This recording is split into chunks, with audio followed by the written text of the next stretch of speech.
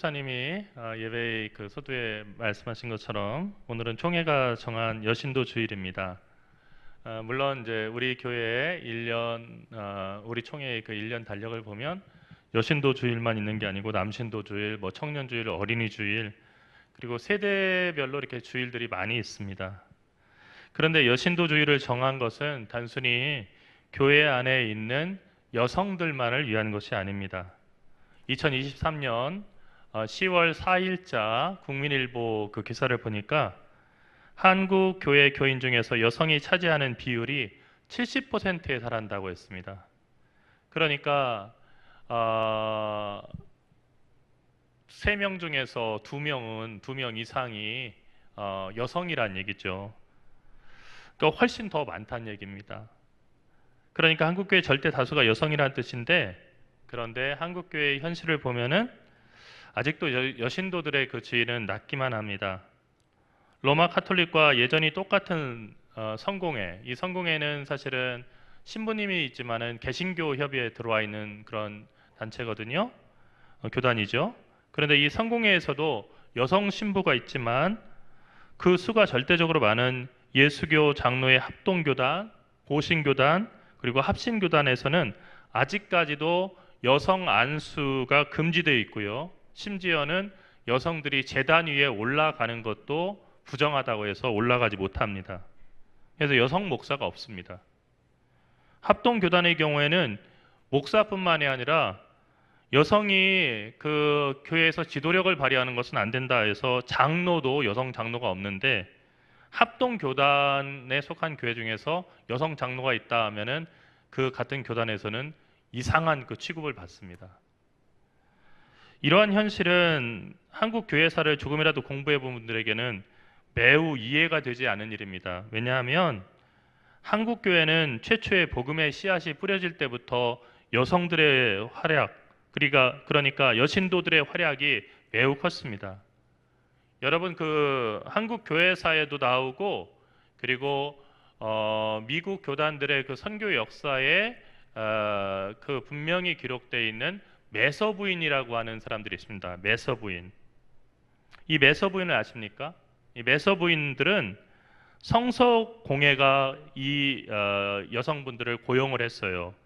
그래서 이분들을 통해서 성경을 판매했습니다. 공짜로 줄 수 있지만 공짜로 준 성경은 안 읽죠. 요즘에도 보면은 그 당근 같은 데 들어가 보면요, 성경책 팝니다는 그런 광고 많이 볼 수 있어요. 그리고 그 밑에 이렇게 적혀 있죠. 더 이상 안 읽어서 팝니다. 너무 솔직한 고백이에요. 공짜로 준 성경은 읽지 않는 거예요. 그래서 어떤 정책을 폈냐면요, 보리쌀 한 대박이라도 반드시 그 대가를 받고 성경을 판매하게 했습니다. 그래서 이 메서부인들은 초대교회 시절에 남자 선교사들이 갈 수 없는 규방까지 들어가서 적극적으로 성경을 소개하고 복음을 전파했습니다. 그러다 보니까 사실 선교사들이 한국말이 어눌하고, 그리고 그 전달이 잘 안 되는 그런 어려움들을 이 메서부인들이 대신해서 가는 곳마다 아주 친절하게, 그러면서도 잘 이해할 수 있게 복음을 전하게 됐습니다. 여기서 그친 것이 아니고요, 이 메서부인들은 가는 곳마다 교회를 세우고 기도 모임을 이끌었습니다. 또한 성경반을 가르쳤습니다. 새신자반, 요즘처럼 새신자반이 없어도 새신자들이 들어오면은 새신자들을 돌보는 역할을 이 메서부인들이 하고요, 선교사들이 전할 그 메시지를 한국 여성들에게 대신 전하는 역할도 했습니다. 예전에는 교회에서 예배를 드릴 때도 제암리 교회에 가보면 알 수 있지만요, 남자와 여자들이 앉는 자리가 따로 돼 있었습니다. 그래서 남좌 여우 해서요, 이쪽에는 무조건 남자들이 앉아야 되고요, 그리고 이쪽엔 여자들이 앉았어요, 반절은요. 그리고 어떻게 되냐면 가운데에 휘장처럼 하얀색 천으로 양쪽을 서로 못 보게 가려놔서, 왜냐하면 남녀 7세 부동석이라고 하는 그 원칙을 지키기 위해서 그렇게 따로 예배드렸어요. 여러분 아마 예전 교회 그 건물 예배당을 기억해 보시면 들어가는 문이 2개로 돼 있고 앞에는 벽으로 돼 있어서 이 제단이 안 보이도록 되어 있는 그런 그 교회 문도 생각나실 거예요. 왜 그러냐면 남자 여자가 다른 문으로 그리고 다른 방향으로 가도록 하려고 그렇게 해놓은 거예요. 그리고 제단은 안 보여요. 이렇게. 그러니까 이 앞에서는 누가 이렇게 들어오는지가 안 보이고 옆으로 이렇게 나와서 들어오는 거죠. 자, 이제 그런 상황이었습니다. 근데 그런 그 가운데서 남자 선교사들이 갈 수 없는 그곳에 이 메서보인들이 가서 복음을 전하는 중요한 역할을 했죠. 물론 이 메서보인이라는 거는 것은 미국에서도 바이블 우먼이라고 하는 그 제도가 있어서 이 사람들이 성경을 판매하는 그 역할들을 했었지만 우리나라에서는 미국보다 훨씬 더 그 메서부인들의 역할이 컸고요. 전문적인 신학을 교육받지 않으신 분들이었지만은 요즘으로 말하면 전도사들이나 아니면 부교역자들의 역할들을 감당한 거예요. 그래서 이 메서부인들을 나중에는 전도부인이라고 이렇게 부르기도 했답니다. 사랑하는 성도 여러분, 한국 교회는 선교사가 들어오기 전에 성경을 읽고 믿음이 생긴 사람들이 자신의 땅과 집을 팔아서 교회를 세운 그런 특별한 교회입니다. 세계 선교 역사를 보게 되면은 선교사보다 성경이 먼저 들어오고 성경 읽고 그 성경을 읽은 결과 교회를 세우고 교회가 부흥된 예는 우리 한국 교회밖에 없습니다. 그만큼 우리는 이 한국 교회의 선교에 성경이 중요한 역할을 했고 그 과정에서 다른 어떤 사람들보다도 여성 신자들, 여신도들이 중요한 역할을 했다는 것을 우리가 부정할 수 없습니다. 하지만 뿌리 깊은 유교 사상이 아직까지도 남아 있어서 앞서 얘기했던 것처럼 일부 교단에서는 여성들이 강단에 서는 것조차 부정한 것이라고 금지하고 있고 암탉이 울면 집안이 망한다라고 하는 그런 사람들이 아직도 많이 있습니다. 하지만 여러분들의 경험을 통해서 알 수 있듯이 암탉이 울면은 알을 낳습니다. 그 결과 이런 그 유교 사상의 그 폐해로 여성들에 대한 그런 편견이 있었기 때문에 여성들의 역할을 남성들에 비해서 보조적인 면으로 제한하는 그런 경우들이 많이 있었습니다. 하지만 하버드 대학 신학대학의 석좌 교수인 하비 콕스 박사가 1990년대 말에 낸 책 여성 영성 음악이라고 하는 책 Fire from Heaven이라고 하는 그 책에서 이야기한 것처럼 21세기는 여성의 시대가 되고 또 영성의 시대가 될 것이며 음악의 시대가 될 것이라고 하는 그 예견이 이미 많은 부분에서 현실이 되었다는 것을 우리가 주목해 볼 필요가 있습니다. 당연히 오늘 그 헌신 예배를 드리는 여신도들 뿐만 아니라 한국의 여자 신자들이 실제로 한국 교회에서 역할을 해야 될 부분들이 많이 있습니다. 오늘 읽은 말씀은 미리암의 찬양입니다. 오늘 오전에도 출애굽기를 살펴봤는데요. 출애굽한 이스라엘 백성들을 뒤쫓던 바로의 말과 병거가 함께 물에 빠져서 수장되었습니다. 이스라엘 자손은 그 전에 바다가 갈라진 그 사이에 난 마른 땅을 밟고 지나가게 하신 것을 하나님께 감사드리면서 아론의 누이 미리암이 소고를 붙잡고 춤을 췄습니다. 그런데 20절 아론의 누이를 소개하는 말을 보면은 아론의 누이 선지자 미리암이라고 되어 있습니다. 아론의 누이, 그러니까 모세와 아론의 누나, 그리고 선지자 미리암이라고 되어 있어요. 아론의 누이라고 하는 것은 아론과 모세의 여자 형제란 뜻입니다. 그런데 미리암이라고 하는 이름 앞에 한 단어가 더 들어있죠? 선지자입니다. 선지자는 그 원문에서는 한 너비야, 그러니까 선지자 또는 예언자입니다. 그런데 여기 한 너비야라고 하는 말의 원래 그 단어인 나비라고 하는 것은요, 나부라고 하는 말에서 나온 건데 하나님의 영에 충만해서 성령에 충만해서 자기가 알아들 수 없는 이야기를 하는 그 상태. 그러니까 하나님의 영에 충만해서 하나님께서 주시는 말씀을 전하는 사람을 나비라고 불렀어요. 그러니까 우리가 성경에 보면은 이사야와 같은 예언서들이 있잖아요. 그 예언서들이 예언자들을 할 때는 나빔이라고 해서 그렇게 하나님의 영에 충만해서 말하는 사람들의 이야기들을 모아놓은 것이 예언서라는 겁니다. 선지자라고 하는 이름이 구약에서 처음 나온 본문이 바로 오늘 우리가 읽은 출애굽기 15장 20절의 말씀입니다. 그러니까 출애굽기를 기록한 사람은 아론의 누이 미리암이 최초의 선지자다라고 하는 충격적인 그런 이야기를 하는 거예요. 우리가 잘 알고 있는 이사야도, 그리고 우리가 잘 알고 있는 에레미야도 아니고 바로 이스라엘 백성들 가운데서 주목받지 못하던 한 여성, 미리암이라고 하는 한 여성, 그 여성이 하나님의 최초의 선지자라는 겁니다.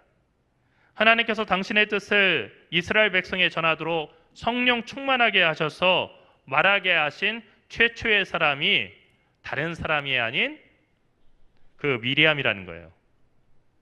여러분, 이 선지자라고 하는 표현은 모세에게도 쓰지 않은 표현입니다. 그러니까 모세보다도 더 먼저 선지자라고 하는 이름을 이 미리암에게 붙인 거죠. 미리암은 손에 소고를 잡고 모든 여인들을 이끌면서 소고를 잡고 함께 춤을 췄습니다. 찬양을 이끌었다는 얘기예요. 그런데 이 찬양은 단순한 음악이 아니라 선포였습니다. 그 내용은 다음과 같았습니다. 너희는 여호와를 찬송하라. 그는 높고 영화로우심이요 말과 그 탄자를 바다에 던지셨습니다. 너희는 여호와를 찬송하라. 그는 높고 영화로우심이요 말과 그 탄자를 바다에 던지셨음이로라. 그런데 이 찬양은 가만히 성경을 읽어보면요, 15장 1절에 나오는 모세와 이스라엘의 찬양과 매우 닮아 있습니다. 여러분 한번 가만히 들어보세요. 내가 여호와를 찬송하리니 그는 높고 영화로우심이요 말과 그 탄자를 바다에 던지셨음이로라. 거의 일치해요. 그런데 모세의 찬양이 먼저 나오고 미리암의 찬양이 나중에 나왔으니까 결국 원저자는 모세가 아니겠는가라고 생각할 수가 있는데, 이러한 생각은 두 가지 이유에서 잘못됐습니다. 첫 번째, 각각 찬양의 첫 문장을 보면 불음과 응답으로 되어 있는 것을 보게 돼요. 그러니까 미리암은요, 너희는 여호와를 찬송하라 라고 했고요, 모세는 내가 여호와를 찬송하리니 라고 했어요. 시편에서도 보면은 먼저 이끄는 찬양이 있고 뭐뭐 해라 하면은 찬양하라, 그리고 칭송하라 하면은 우리가 주의 이름을 찬송하며 이렇게 나오는 거죠. 당연히 모세의 찬양은 미리암의 찬양의 초대에 대한 반응이라고 하는 것을 볼 수가 있어요. 똑같죠. 그냥 쓴 단어까지도 똑같은데, 그래서 그렇다는 겁니다. 두 번째로, 이렇게 비슷한 그 글들이 있을 때는요, 짧을수록 단순할수록 먼저 쓰여진 거예요. 왜 그럴까요? 그걸 뼈대로 해서 더 살을 붙이고 정교해지기 때문에 그런 거예요. 단순할수록 더 먼저 쓰인 경우가 많은데, 미리암의 찬양은 모세의 찬양의 첫 구절과 거의 일치합니다. 그리고 그 뒤가 없어요. 그게 다예요. 짧습니다. 그런데 모세의 찬양은 1절부터 17절까지 그 찬양이 계속 이어지는 걸 보게 됩니다. 비슷한 본문이 있을 때 긴 본문과 짧은 본문이 있다고 한다면 초기 본문일수록 짧고 단순합니다. 결국 모세의 노래라고 하는, 정말로 하나님의 출애굽의 구원사 홍해를 가르고 그 마른 길을 걷게 하신 하나님의 놀라운 역사, 이스라엘의 신앙에 두 가지 뼈대가 있다고 할 때, 기둥이 있다고 할 때, 출애굽의 역사와 바벨론 포로에서 돌아온 그 사건이라고 하는 두 개의 기둥 위에 구약이라고 하는 집을 졌는데, 그 첫 번째 기둥이고 하나님은 구원의 하나님이시다라고 할 때 가장 많이 회자되는 출애굽의 홍해가 갈라지는 그 역사에 대한 사건, 그것에 대한 최초의 찬양자가 누구였냐면 미리암이었다는 거예요. 그러니까 미리암은 최초의 선지자일 뿐만 아니라 최초로 찬양을 지어 바친 싱어송라이터, 최초의 성가대 지휘자라고 하는 것을 알 수가 있습니다. 그런데 이야기는 더 이어집니다. 여러분, 미리암이라고 하는 이름은 히브리어 이름입니다. 이 미리암이라고 하는 이름을 헬라식으로 발음하면 어떻게 되는지 아십니까? 마리아예요. 미리암하고 마리아는 같은 겁니다. 그러니까 우리는 마리아 마리아 부르고 있지만요, 예수님의 아버지인 요셉은 한 번도 자기 부인을 마리아하고 부르지 않았을 거예요. 왜냐하면은 그 자기들의 이름을 우리가 일제 강점하에 살았다고 해서 그 일본식으로 이름을 갖다 창씨개명해서 부른다고 하지만은 사실은 한국 사람들끼리 있는데 일본 이름 부를 리가 있어요. 그리고 그건 창씨개명도 아니에요. 이 사람들은 아람어로 말하고요. 그리고 갈릴리 주변에 있는 사람들은 아람어, 히브리어하고 아주 비슷한 히브리어의 방언인 아람어로 말하고 이름을 붙였어요. 그러니까 단 한 번도 마리아라고 부른 적이 없는 게 당연하고요. 미리암이라고 불렀을 거라는 거예요. 예수님의 어머니의 이름이 마리아인데 실제로는 미리암이라고 이렇게 불렸을 것이다 하는 것입니다. 그런데 누가복음 1장 52절에서 이 마리아는 엘리사벳을 만난 자리에서 하나님을 찬양하면서 권세 있는 자를 그 위에서 내치셨으며 비천한 자를 높이셨고라고 노래를 합니다. 출애굽기에 나오는 미리암의 찬양, 너희는 여호와를 찬송하라, 그는 높고 영화로우시며 말과 그 탄 자를 바다에 던지셨습니다로다 라고 하는 이 구절과 또 평행되고 유사한 면이 있어요. 이 누가복음에 나오는 미리암의 찬양으로 출애굽기의 그 찬양이 계속 이어지고 있다는 얘기예요. 여러분, 미리암이 누굽니까? 앞서 얘기한 것처럼 미리암은 모세와 아론의 누이입니다. 그런데 그게 다가 아니죠. 출애굽기를 기록할 때 미리암이 없으면 기록될 수가 없어요. 왜 그렇습니까? 애굽의 바로가 히브리인들의 남자 아기들을 다 학살할 때 어머니 요게벳과 함께 동생 모세를 숨겨 키웠던 사람이 바로 미리암이었어요. 그리고 갈대상자 안에 담겨서 떠내려가던 동생을 끝까지 강을 따라 쫓아가다가 그 바구니를 애굽의 공주가 발견할 때 여러분, 목숨을 걸고 공주 앞에 나가서 아기를 위해서 유모를 구해주겠다고 해가지고 자기 어머니를 데려가서 어떻게 했어요? 자기 동생이 자기 엄마 젖 먹게 하고 어머니 또 월급 받게 하고 했던 그런 딸이에요. 근데 여러분, 이게 단순한 얘기가 아니에요. 여러분, 히브리 사람들은 노예들이잖아요. 그런데 공주가 목욕하는데 아무리 같은 여자라고 할지라도 거기 앞에 히브리 노예가 나타나가지고 말을 건다? 어떻게 되겠어요? 경호상의 문제예요, 이건요. 그러면 붙잡히면 잘못하면은 매를 맞거나 죽을 수도 있는 일이에요. 그런데 목숨을 걸고 그 모세를 지키기 위해서 강을 따라 쫓아갔다는 얘기예요. 그러니까 모세가 철이 들었다고 한다면 정말 평생 그 누님에 대한 은혜는 잊어서는 안 될 그런 사람이었다는 거죠. 이 미리암은 모세 아론과 더불어서 이스라엘을 이끄는 리더였고 하나님의 사람이었습니다. 물론 성경에는 미리암에 대한 칭찬만 담겨 있는 게 아니에요. 미리암은 모세가 구스 여인, 지금으로 말하면 이디오피아의 여자를 아내로 맞아들인 것을 보고 아론과 함께, 형 아론과 함께 모세를 비방하다가 자기 혼자만 문둥병에 걸린 그런 사람이기도 했습니다. 하지만 많은 성경학자들은 이것은 모세의 권위를 세우기 위해서 아론과 미리암을 갖다 깎아내린 것이라고 이렇게 봅니다.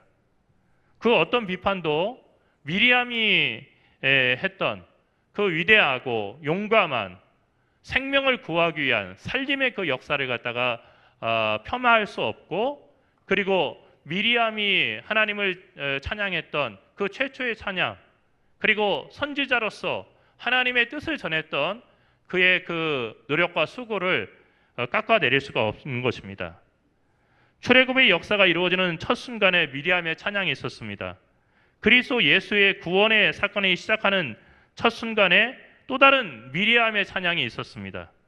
이 미리암의 찬양은 오늘도, 그리고 우리 동방교회에서도 계속해서 이어져야 될 것입니다. 하나님은 그분의 거룩하신 뜻을 이루기 위해서 시대마다 다른 미리암을 부르시고 세우시고 있기 때문입니다.